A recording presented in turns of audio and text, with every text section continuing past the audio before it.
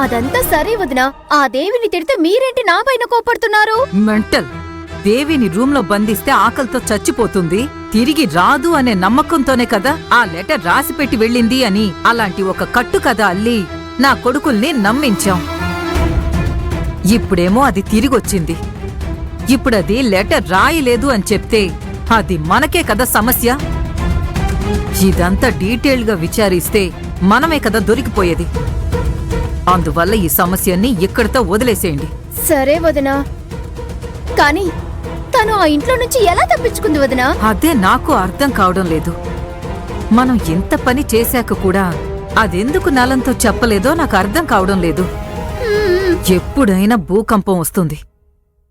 అందువల్ల ఇక మీదట మనం దేవిని జాగ్రత్తగా హ్యాండిల్ చెయ్యాలి. త్వరగా వెళ్ళండి, బియ్యంకులొచ్చారు. వెళ్ళి వాళ్ళకి విందు ఏర్పాట్లు అవి చూసుకోండి. నాకు పండగ మూడే పోయింది వదినా. నువ్వొక దానివమ్మా, నాకు జ్వరమే వచ్చింది.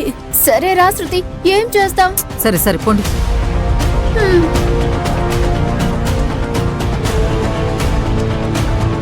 దేవి, నిన్ను తక్కువ అంచనా వేశాను. నువ్వు పెద్ద కిలాడిలా ఉన్నావు కదా. ఇక మీదట నిన్ను ఇంట్లో ఉంచడం ప్రమాదం. త్వరలోనే నీ కథ ముగించేస్తాను.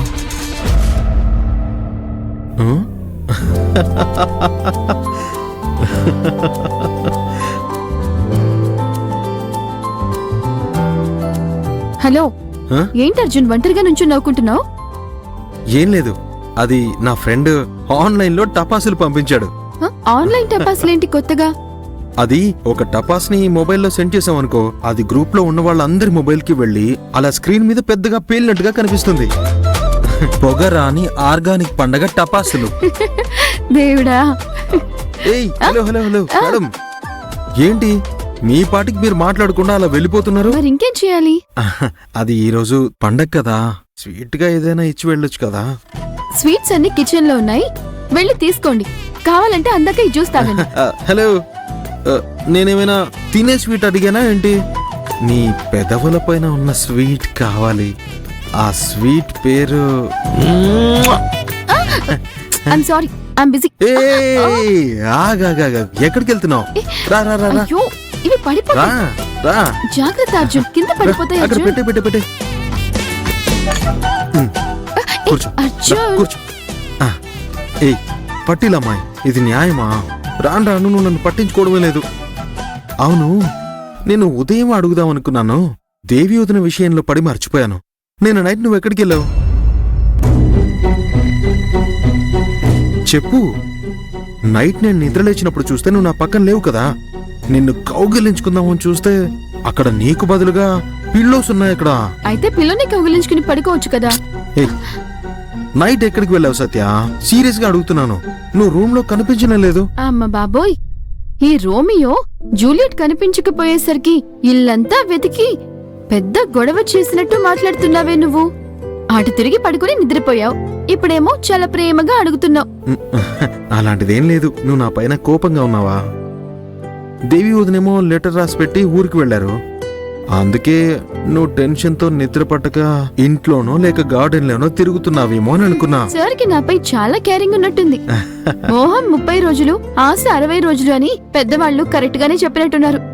నువ్వే దానికి కరెక్ట్ ఎగ్జాంపుల్వి. అలాంటిదేం లేదు సత్య.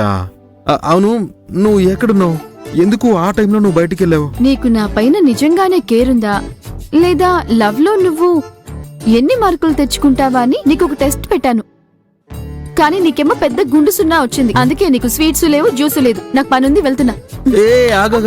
ఆగు సత్య, అది అర్జున్, నాకు పనుంది అర్జున్. చెయ్యివ్వు. అలాగే నేను ఇంకొకటి కూడా అనుకున్నాను. ఏంటది? నీకు నైట్ ఆటో రైడ్ ఇష్టం కదా. ఆ నెయ్యి ఇడ్లీ, కుల్ఫీ ఐస్, 3 AM బిర్యానీ అవి తినడానికి వెళ్ళావేమో అని అనుకున్నాను. ఈ ఆలోచనలే నిన్ను చాలా పాడు చేస్తున్నాయి. మరి నేను అడిగిన ఆ స్వీట్ ఎక్కడ సత్య? ఆ స్వీట్ అర్జున్, అమ్మా నాన్న వాళ్ళు కిందున్నారు. వాళ్ళు నీ పూర్తి రైట్స్ హోల్సేల్ గా నాకెప్పుడో రాసిచ్చేశారు. ఇప్పుడు నువ్వు నా ఆస్తి మేడం.